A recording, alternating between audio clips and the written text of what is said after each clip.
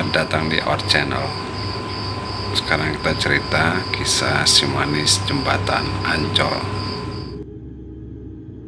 Selamat malam teman-teman semua, kembali lagi di our channel TV. Kali ini kita akan menceritakan asal usul kisah dari si manis jembatan Ancol. Orang Indonesia mana sih yang gak pernah dengar cerita mistis tentang si manis jembatan Ancol? Pasalnya bukan hanya di Indonesia, hingga mistis si manis jembatan Ancol juga terkenal sampai Asia Tenggara loh. Seperti yang kita tahu, si manis jembatan Ancol merupakan misteri yang paling menyeramkan berasal dari Jakarta. Tapi sebenarnya Ancol merupakan salah satu tempat rekreasi yang bisa kamu nikmati di tengah hiruk-pikuk Jakarta. Selain itu, tempat ini juga sering jadi pilihan bagi anak muda untuk hangout bersama teman dan kekasih. Namun, kisah tentang si manis jembatan Ancol yang dipercaya sebagai salah satu makhluk halus penunggu di kawasan ini sangat terkenal hingga penjuru Indonesia. Kisah menyeramkan sekaligus tragis ini sudah tersebar sejak dahulu kala hingga kini menjadi legenda. Bahkan hingga kini misteri jembatan Ancol masih sangat menarik untuk diperbincangkan. Meskipun beberapa tahun terakhir sudah tidak pernah ada laporan mengenai penampakan hantu si manis jembatan Ancol, tapi tetap saja jembatan Ancol dianggap sebagai salah satu tempat angker di Jakarta. Bahkan aura mistis masih terasa jika kamu datang ke kawasan jembatan Ancol. Si manis jembatan Ancol boleh jadi merupakan legenda horor yang terkenal dan populer hingga beberapa kali dianggap menjadi sebuah film. Tapi, apakah kalian tahu bagaimana awal mula si manis jembatan Ancol bisa menjadi sosok penunggu di jembatan Ancol? Selain itu, apakah kamu mengetahui rahasia-rahasia yang tersimpan di balik cerita horor satu ini? Nah, untuk itu berikut asal-usul hingga berbagai kisah nyata tentang penampakan si manis jembatan Ancol yang pernah dialami oleh warga. Dikutip dari beberapa sumber, berikut alasannya. Asal-usul si manis jembatan Ancol. Dari film manapun sinetron si manis jembatan Ancol yang telah ditayangkan kebanyakan menyuguhkan komedi horor yang membuat penonton tertawa. Tapi jika kamu mengetahui asal-usul tentang salah satu cerita legenda masyarakat Betawi ini, dijamin deh kamu akan merinding ketakutan. Dari cerita yang beredar, terdapat dua versi seputar si manis jembatan Ancol ini. Versi pertama. Cerita pertama dari kisah si manis jembatan Ancol ini mengisahkan tentang seorang gadis bernama Maryam yang tewas di sekitar jembatan Ancol. Ia tewas karena diperkosa secara bergilir oleh beberapa pria. Saat menyadari bahwa Maryam sudah tak lagi bernyawa, para pemerkosa tersebut berinisiatif membuang jasadnya di jembatan Ancol. Karena Maryam meninggal dengan cara yang tidak wajar, maka arwahnya pun dipercaya masih bergentayangan di sekitar jembatan tersebut dan sering mengganggu orang sekitar. Untuk versi yang kedua, misteri jembatan Ancol versi 2 ini berbeda dengan cerita pertama. Berlatar pada abad ke-19 ketika Belanda masih menduduki wilayah Jakarta atau dulu dikenal dengan sebutan Batavia. Saat itu ada seorang gadis muda yang sangat cantik tinggal di sebuah pavilion milik orang kaya.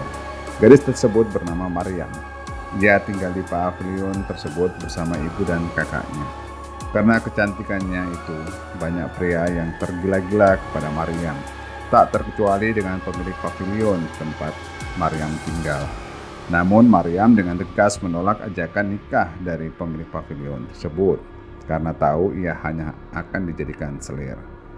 Singkat cerita, Maryam kabur untuk menghindari paksaan juragan kaya pemilik pavilion tempat tinggalnya tersebut untuk menikah. Pelarian Maryam menuntunnya ke kawasan Ancol. Di sana ia bertemu dengan Oi, seorang populer dari pemilik villa di kawasan Bintang Mas Ancol. Oi yang tertarik akan kecantikan Maryam lalu memerintahkan centeng-centengnya menangkap Maryam untuk dijadikan wanita simpanan. Ketika akan ditangkap oleh para centeng, Maryam memberikan perlawanan sengit sampai akhirnya di bendungan Dempet dengan Danau Sunter yang saat itu populer, menjadi saksi kematian Maryam di tangan dua centeng Oe. Mayat Maryam lalu dibuang di persawahan sekitar 400 meter dari jembatan Ancol. Berangkat dari kisah tersebut, di sekitar Sunter dan Ancol sering terjadi penampakan gadis manis yang dipercaya sebagai hantu dari Maryam yang gentayangan. Terdapat beberapa kesaksian atau cerita orang-orang tentang si manis jembatan Ancol yang bikin bulu kuduk merinding. Bukan hanya sekali hantu si manis menampakkan diri di hadapan masyarakat. Sosok hantu ini pernah menampakkan diri tahun 60-an hingga tahun 2000-an. Berikut adalah sejumlah misteri jembatan Ancol seputar penampakan hantu si manis. Kisah pertama, si manis yang menumpang perahu. Kesaksian pertama kali dari warga sekitar yang mengaku melihat penampakan si manis muncul dari tahun 60-an. Di tahun ini daerah Ancol masih didominasi oleh empang atau tambak. Menurut kesaksian seorang warga yang merupakan seorang pendayung perahu, malam itu dirinya hendak pulang ke rumahnya. Namun di tengah perjalanan tiba-tiba ada seorang gadis cantik yang datang padanya untuk minta diantarkan dengan perahu. Setelah berkeliling di seputar empang, gadis itu turun dan membayar sejumlah uang kepada si pendayung. Namun setelah gadis tersebut pergi, uang yang tadinya dibayarkan oleh si gadis berubah menjadi beberapa lembar daun. Pendayung perahu tersebut mempercayai kalau sosok gadis yang menumpang perahunya adalah si manis yang bergentayangan. Kisah kedua, si manis yang ingin dilukis. Selain penampakan si manis yang menumpang perahu, ada lagi kisah nyata penampakan si manis yang bisa dibilang paling terkenal yang muncul pada tahun 1985. Kali ini datang dari seorang pelukis di daerah Ancol bernama Mbah Broto. Suatu malam di tengah hutan rintik-rintik, Mbah Broto didatangi oleh seorang wanita cantik di kios lukisnya. Wanita tersebut meminta Mbah Broto untuk melukis dirinya. Ketika lukisan tersebut baru setengah jadi, Mbah Broto izin untuk pergi ke toilet. Namun, saat kembali, Mbah Broto kaget karena wanita yang sedang ia lukis menghilang.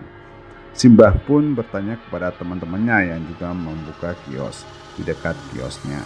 Mereka menjawab jika wanita misterius tersebut pergi ke suatu arah. Mbah Broto kemudian mengejar wanita tersebut hingga akhirnya bisa melihat punggungnya. Tapi alangkah terkejutnya Mbah Broto karena tiba-tiba melihat wanita tersebut berjalan melayang seperti hantu. Mbah Broto dan teman-temannya kemudian meyakini jika wanita tersebut adalah si manis jembatan Ancol. Kisah penampakan si manis yang ketiga. Di tahun 90-an, hantu si manis jembatan Ancol juga kembali menampakkan diri. Kali ini korbannya adalah Ansori, seorang penjual rokok di kios kecil dekat pintu keluar Ancol, tepatnya di samping jembatan goyang yang kini dikenal sebagai jembatan Ancol. Menurut pengakuannya, malam di mana saat dia melihat penampakan si manis adalah malam Jumat, di mana cuaca sedang agak gerimis. Saat itu, ia sedang menunggu kios rokoknya. Sekitar pukul 1 pagi, lewat seorang perempuan. Ketika sudah agak jauh, perempuan itu berbalik arah menghampiri kios Ansori sembari tersenyum. Ansori menyapa perempuan yang dikiranya calon pembeli dagangannya itu. Jarak Ansori dengan perempuan itu kira-kira 50 cm. Menurut Ansori, perempuan itu berwajah manis serta memakai kemeja kuning dan rok abu-abu.